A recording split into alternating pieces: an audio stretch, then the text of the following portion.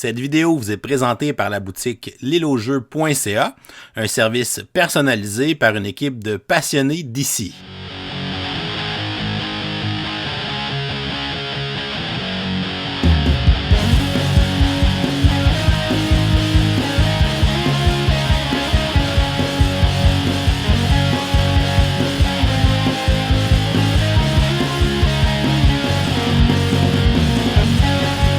Salut les gamers, bienvenue à Professeur Board Game, je m'appelle David. Aujourd'hui, on fait un épisode d'une extension presque parfaite et on termine notre série sur les extensions de Clank avec l'extension La Grande Aventure.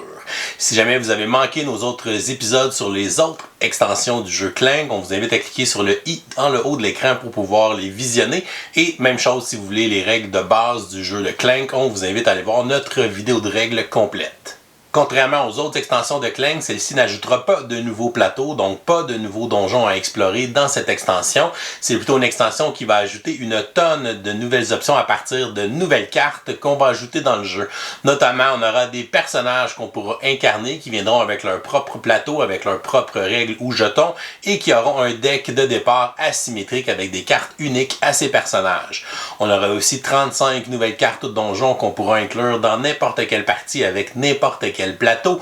On aura une tonne de nouveaux jetons de secrets mineurs et on aura un petit changement de règles au niveau de la façon de les obtenir. On aura aussi un nouvel item avec la cape d'invisibilité et c'est une extension qui va aussi nous permettre de jouer à 5 et 6 joueurs. On va donc ajouter du matériel, donc des cubes, un deck de départ et tout ce qu'on a besoin pour pouvoir y jouer à 5 ou 6 joueurs. Et c'est une extension qui se détaille environ autour de 42 $ canadiens en magasin. Donc, premièrement, regardons qu'est-ce qu'on ajoute si on veut jouer une partie de Clank à 5 ou 6 joueurs. Premièrement, on ajoute les couleurs pour 2 nouveaux joueurs. On aura le gris et le orange, enfin, qui fait son apparition dans Clank. Donc, on aura les cubes de Clank à ces couleurs. On aura aussi le pion de personnage. On aura aussi un jeton de maîtrise supplémentaire pour ces 2 nouveaux joueurs et des decks de départ comme ceux du jeu de base pour ces nouveaux joueurs. On va aussi ajouter un nouveau plateau dans le bas du plateau principal pour avoir les pistes de points de vie de ces 2 nouveaux joueurs. Et on aura une piste de colère qui sera différente pour les parties à 5 ou 6 joueurs où on va ajouter le jeton du boss. Et d'ailleurs, on a un nouveau jeton de boss dans cette extension qui est un gros dragon à 3 têtes. Lorsqu'on va jouer à 5 ou 6 joueurs, on ajoutera des jetons d'artefacts supplémentaires. Donc, on aura des copies des artefacts argent. Donc, on va avoir des cases qui auront 2 jetons d'artefacts. Donc, on va mettre le jeton argent en dessous du jeton normal. Donc, on pourra obtenir 2 fois le même artefact dans la partie. Un même joueur ne peut pas obtenir 2 fois le même, mais plusieurs joueurs différents pourront obtenir le même artefact. On aura donc plus d'options pour obtenir les artefacts parce qu'on est plus de joueurs. On va aussi ajouter 4 cartes mercenaires, 4 cartes explorées et 4 cartes livre des secrets dans la réserve générale. Et on va avoir un 3e jeton d'item pour chacun des items sur le plateau marché. On va aussi donner 1 pièce d'or au départ pour le 5e joueur et 2 pièces d'or au départ pour le 6e joueur. Et ces joueurs ne débuteront pas avec du Clank dans la zone de Clank au début de la partie. Maintenant, regardons les autres ajouts de cette extension. On va avoir un nouvel item disponible sur le plateau marché. Il s'agit de la cape d'invisibilité.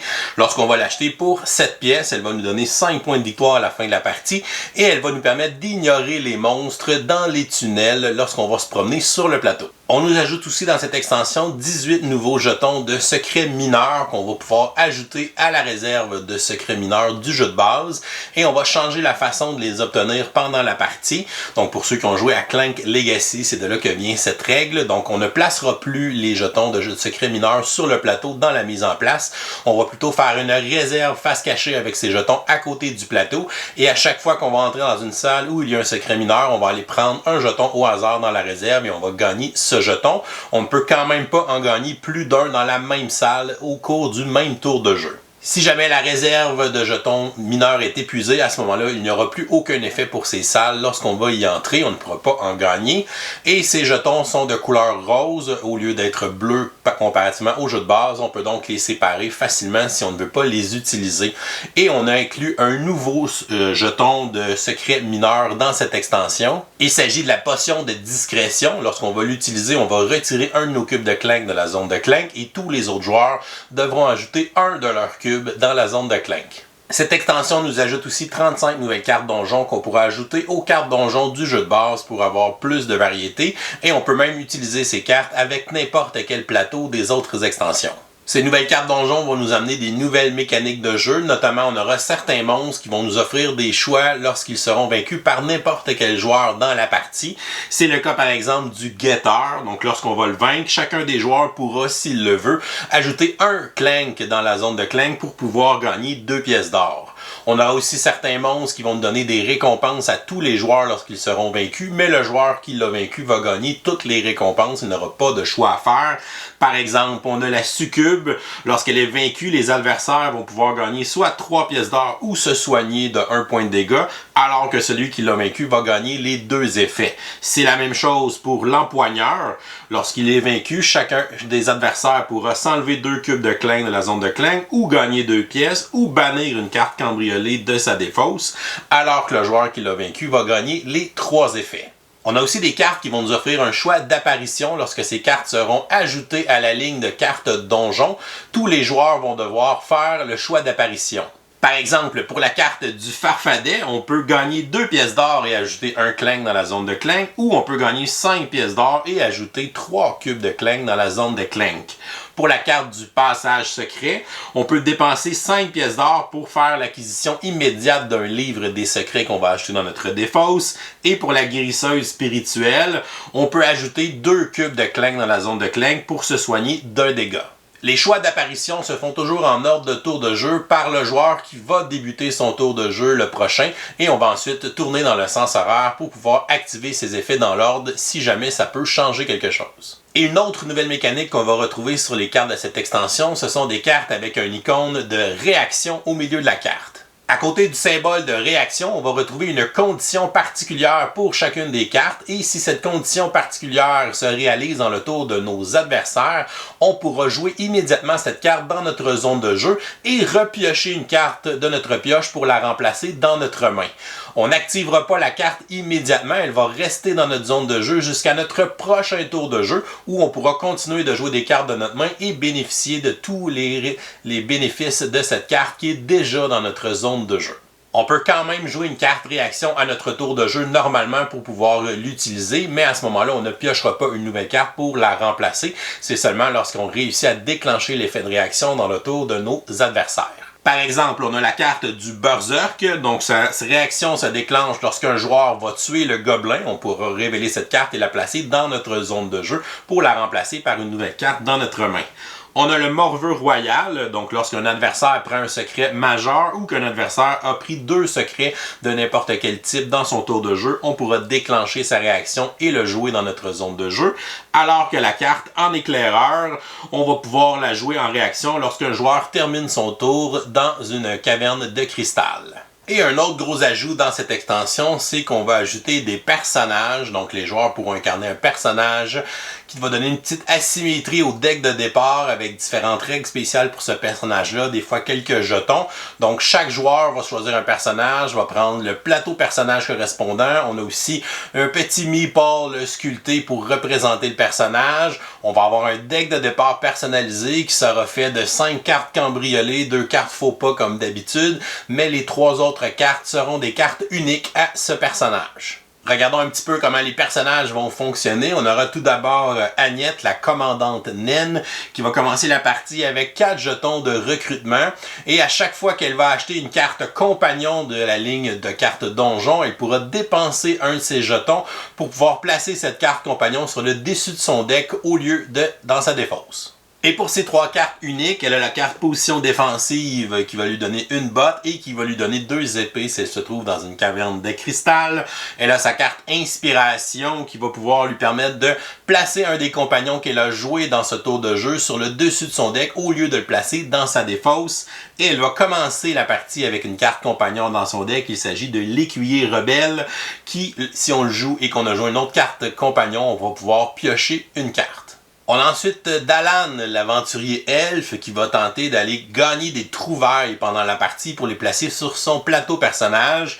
Donc la première fois qu'il va gagner un œuf de dragon, une idole de singe, une couronne ainsi qu'un artefact, il va aller le placer sur son plateau personnel et il pourra ensuite, avec ses cartes individuelles, activer les effets de ses trouvailles.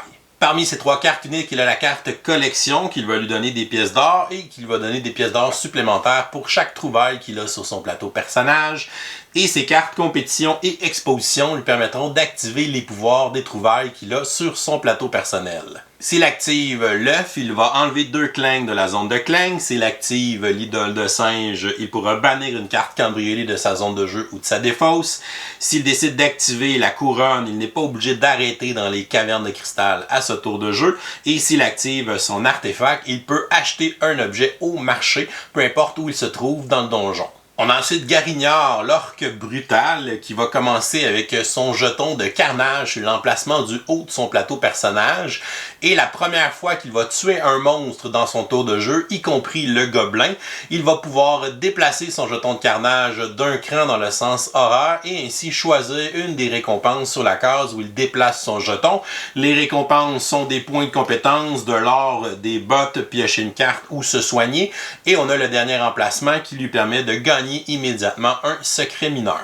Les monstres qui sont dans les chemins ne comptent pas pour être tués et faire avancer son jeton de carnage, donc c'est obligatoirement des monstres qui se trouvent sur des cartes, donc soit un monstre dans la ligne de carte donjon ou bien le gobelin ou un autre monstre d'une autre extension. Dans ces 3 cartes uniques, il a la carte saccagée qui a un effet de réaction et qui va lui donner une botte et un point de compétence. Sa carte dépouillée qui donne aussi une botte et un point de compétence va lui rapporter une pièce d'or pour chaque monstre tué dans un tunnel dans ce tour de jeu. Et il va commencer avec la carte Torgnole qui lui donne 2 épées. On peut aussi incarner Lanara, la magicienne, qui elle va commencer avec une réserve de 10 jetons de mana et elle aura des effets de jeu avec ses cartes uniques qui vont lui permettre de gagner des points de mana. À ce moment-là, on va les placer sur son plateau personnage. Dans son tour de jeu, elle pourra dépenser ses points de mana pour effectuer ses sortilèges. Donc il y a 3 sortilèges possibles. Elle peut faire chacun des sortilèges une seule fois dans un tour de jeu. Donc en dépensant 3 points de mana, elle peut faire Transfiguration qui lui permet de défausser une carte de sa main et de piocher une carte. Pour 5 points de mana, elle peut faire le sort Duplication qui lui permet de copier une de ses cartes dans sa zone de jeu et de gagner tous les bénéfices de cette carte une deuxième fois. Et pour 7 points de mana, elle peut faire le sort Lévitation qui lui permet de faire l'acquisition de n'importe quelle carte qui est dans la ligne de cartes donjon et elle va placer cette carte immédiatement dans sa main, donc elle pourra la jouer dès ce tour de jeu. Pour ses cartes uniques, elle a la carte Canalisée qui lui va lui donner 1 point de mana et qui va lui donner 1 point de mana supplémentaire si elle a obtenu un secret dans ce tour de jeu ou bien si elle a consommé une potion. Elle a ensuite sa carte Étude qui donne aussi 1 point de mana et qui va lui donner 1 point de mana supplémentaire pour chaque livre des secrets qui est dans sa zone de jeu ou dans sa défausse. Et finalement, elle a sa carte Dérive Mystique qui lui permet de se téléporter dans une salle adjacente. On peut aussi jouer Monkeybot Primate, le robot. Donc au début de la partie, on va placer les 7 jetons rouage sur les emplacements de son plateau personnage. Et à chaque fois qu'il va subir au moins 1 point de dégâts par une attaque de dragon, il va retirer le jeton de rouage le plus à gauche de son plateau. Et maintenant, il aura l'effet de cette icône de façon permanente à chacun de ses tours de jeu. C'est seulement lorsqu'il reçoit les dégâts d'une attaque de dragon qu'il va pouvoir enlever les prochains jetons rouage. Donc les dégâts qu'on reçoit dans les monstres qui sont dans les tunnels ou bien les effets d'une carte ne comptent pas pour pouvoir retirer ces jetons. Il aura donc accès à des icônes d'épée, de bottes et de compétences qu'il pourra utiliser à chacun de ses tours de jeu, plus il va déverrouiller ses jetons de rouage. Et pour ces 3 cartes uniques, il a la carte Accélération qui pour chaque artefact qu'il possède, il va faire un clank et il va gagner 2 pièces d'or. Sa carte Persister qui lui permet de se soigner 1 point de dégâts mais qui va devoir placer un clank dans la zone de clank. Et sa carte Suprématie, s'il possède une idole de singe, il n'est pas obligé d'arrêter dans les cavernes de cristal avec ses déplacements. Et finalement, le meilleur pour la fin, donc le joueur orange qui est Monsieur Moustache, le petit chaton très cute. Donc lorsqu'il va avoir son plateau personnage, il va placer ses 3 jetons de comportement face visible sur les icônes correspondants. Ces cartes uniques vont lui permettre de retourner face cachée ses jetons de comportement et lorsqu'il retourne un jeton, il va gagner la récompense qui est inscrite sur le jeton à ce tour de jeu. Il peut donc gagner l'effet d'une botte, d'un point de compétence ou d'une épée selon le jeton qu'il décide de retourner. À la fin de son tour de jeu, avant de remplir la ligne de cartes donjon, si ces 3 jetons d'un comportement sont face cachée, il va déclencher automatiquement et obligatoirement une attaque de dragon de 4 cubes.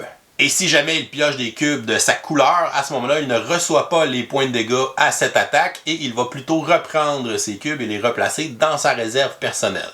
Il va ensuite replacer ses jetons de comportement du côté face visible et il va pouvoir terminer son tour de jeu en remplaçant les cartes de la ligne donjon, ce qui pourrait provoquer une autre attaque de dragon normalement. Et ensuite, il va pouvoir piocher ses cartes et mettre fin à son tour. Et pour ses cartes uniques, il a la carte patte de velours qui lui permet de se déplacer d'une botte et qui va ignorer les monstres qui sont dans les tunnels à ce tour de jeu. On a ensuite la carte Chatitude qui donne un point de compétence et qui lui permet de retourner un de ses jetons de comportement face cachée et de gagner la récompense.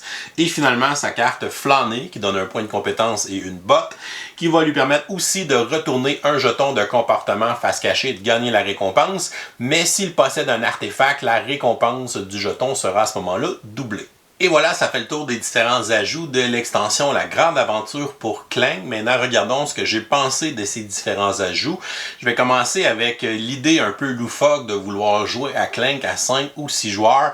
En fait, je trouve que c'est jamais vraiment une bonne idée de vouloir augmenter le nombre de joueurs dans un jeu avec des extensions. Et Clank ne fait pas exception à ça. Donc pour moi, ce côté-là de l'extension, c'est pas vraiment nécessaire. J'ai pas vraiment le goût de vouloir jouer à 5 ou à 6 à Clank. Ça devient peut-être un peu long comme jeu pour ce nombre de joueurs-là. Je trouve qu'à 4, c'est déjà un bon nombre de joueurs. Si on sait jouer, ça roule quand même bien. C'est une belle dynamique, c'est le fun. Mais je pense qu'au-delà de 4, c'est loin d'être nécessaire. J'aime beaucoup l'ajout de la cape d'invisibilité, c'est un item qui est vraiment le fun, donc son effet de jeu, le fait d'ignorer les monstres qui sont dans les tunnels, c'est vraiment intéressant, parce que ça peut faire que je fais un deck un peu moins de focus sur l'attaque justement, plus de déplacement, puis je vais utiliser ma cape pour justement pas manger des points de dégâts dans les tunnels, puis aller chercher des artefacts qui sont plus profondément dans le donjon. Fait que ça, je trouve ça vraiment le fun comme item, si on l'achète, on peut se bâtir une stratégie autour de son effet. J'aime beaucoup la mise à jour des secrets mineurs, donc c'est la même règle que dans Clank Legacy pour ceux qui l'ont joué. Premièrement, ça simplifie de beaucoup la mise en place parce qu'avant on devait mettre 2 jetons de secrets mineurs dans chaque emplacement du plateau. Fait que c'est une partie qui était un peu longue dans la mise en place. Fait que là, on l'a pas, on fait une réserve avec tous les jetons. Puis à chaque fois que tu tombes sur une case de secret mineur, ben tout simplement tu en prends un de la réserve. Fait que ça, c'est super intéressant. Puis le nouvel ajout, donc la potion de discrétion est quand même aussi intéressante. Elle a un petit côté un peu take that qui fait que moi je m'enlève du Clank puis les autres doivent en placer dans la zone de Clank. Fait que c'est un petit ajout intéressant pour ce style de jeu. Pour les nouvelles cartes de cette extension, je suis un peu moins fan des effets qui ont les choix ou les monstres que tu tues puis que tout le monde peut choisir une des récompenses puis toi que tu as toutes les autres récompenses.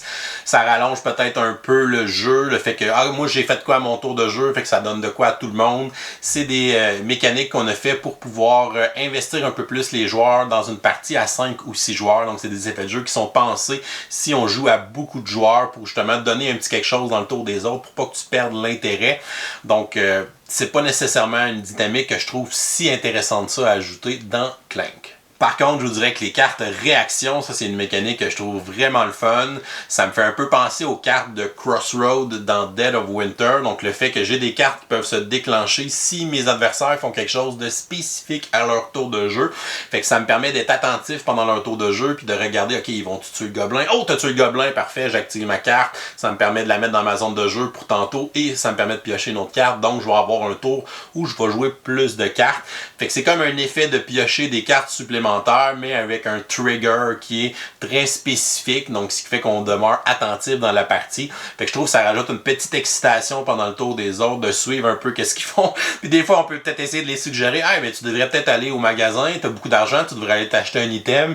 Ah, parce que moi, j'ai une carte que si j'ai la réaction que si tu vas au magasin, mais là, je peux jouer ma carte. Fait que tu as ce petit côté-là qui va embarquer, qui va mettre une dynamique qui est le fun. Par contre, encore une fois, c'est une dynamique qui est faite pour être le fun. Si tu es à beaucoup de joueurs dans la partie, je pense que ça fonctionne quand même très bien dans des parties à 4 joueurs. Donc, il y a quand même 3 tours d'adversaire. Fait que tu as beaucoup de choses à penser. Tu as beaucoup de choses à regarder quand eux vont jouer. Et il y a beaucoup de chances que tes réactions se déclenchent quand il y a beaucoup d'adversaires. Par contre, si tu joues à moins de 4, ben là, ça devient de moins en moins efficace. C'est vraiment pas des cartes qui sont si excitantes que ça dans une partie à 2 joueurs parce que tu as juste un adversaire. Fait qu'il y a moins de chances que ces effets-là se déclenchent. Puis c'est un peu ça la force de ces cartes-là, c'est quand elles se déclenchent, ben ça me permet de piocher une autre carte. Puis en plus, elle va m'attendre dans ma zone de jeu, puis je pourrais l'activer tout à l'heure. Fait qu'encore une fois, une belle dynamique intéressante, originale, mais qui fonctionne bien dans des parties à 4 joueurs et plus. Et le dernier ajout de l'extension, ce sont les personnages, donc les decks asymétriques avec les plateaux personnages. Donc c'est pas seulement le fait d'avoir des cartes différentes dans notre deck de départ, mais c'est aussi d'avoir des règles spéciales qui sont à nous. Des fois on a quelques jetons qu'on peut utiliser pour différentes choses, on a une dynamique particulière, on peut débloquer des icônes de bonus avec notre personnage, on peut avoir des objectifs d'aller chercher les trouvailles si on joue l'elfe. Fait que je trouve que c'est une belle dynamique à emmener dans un deck building. C'est toujours le fun de commencer avec quelques cartes qui sont différentes de nos adversaires. Fait que ça le fait vraiment très bien. Les effets aussi des jetons puis des règles spéciales des personnages sont le fun. Ils peuvent évidemment t'aligner un peu plus dans une stratégie. Si par exemple tu joues la commandante Ned, mais évidemment, comme elle a beaucoup d'atouts avec les cartes compagnons, mais tu vas avoir un gros incitatif à aller acheter des cartes compagnons dans ton deck parce que tu as des cartes qui te permettent de les remettre sur le dessus de ton deck au lieu de les défausser. Puis même quand tu les achètes, tu peux dépenser tes jetons pour les remettre sur le dessus. Donc évidemment, ça va un peu t'aligner dans ta stratégie de deck selon le personnage que tu as parce qu'il a une prédisposition à être bon dans telle facette du jeu, mais c'est vraiment un petit ajout qui est intéressant, puis ils sont le fun à jouer, puis ça fait qu'en chaque partie, ben, tu vas peut-être vouloir essayer un personnage différent parce que tu as eu du fun à en essayer un puis à le développer, puis là, j'ai le goût d'essayer l'autre personnage, puis de voir un peu c'est quoi sa dynamique, puis comment ça fonctionne. Fait qu'encore une fois, ça donne un petit plaisir, le fun de renouveler, de changer de personnage à chaque partie. Fait que ça, je pense que c'est un ajout qui est vraiment intéressant dans ce type de jeu-là.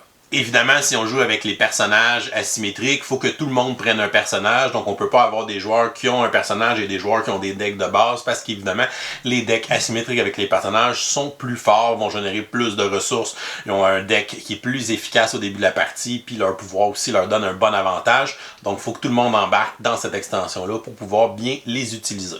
Et voilà, ça fait le tour des différents éléments et ce que j'en pensais pour l'extension La Grande Aventure pour Clank. C'est ce qui met fin à notre couverture des extensions. Ça fait quand même 5 que je vous présente pour le jeu Clank. Je serais curieux de voir en commentaire si vous en possédez de ces extensions-là et quelle est votre extension favorite pour Clank. Donc écrivez-nous ça en commentaire sous la vidéo. Et si vous n'êtes pas encore abonné à la chaîne, vous pouvez le faire en cliquant le petit bonhomme ici en bas de l'écran. Sinon, vous pouvez nous suivre sur Facebook, Twitter ou Instagram à Professeur Board Game. Et si vous voulez nous supporter, vous pouvez aller sur notre page Patreon pour nous encourager. Ça vous donne aussi accès à notre serveur Discord. Et je vous souhaite à tous une excellente fin de journée et continuez de gamer.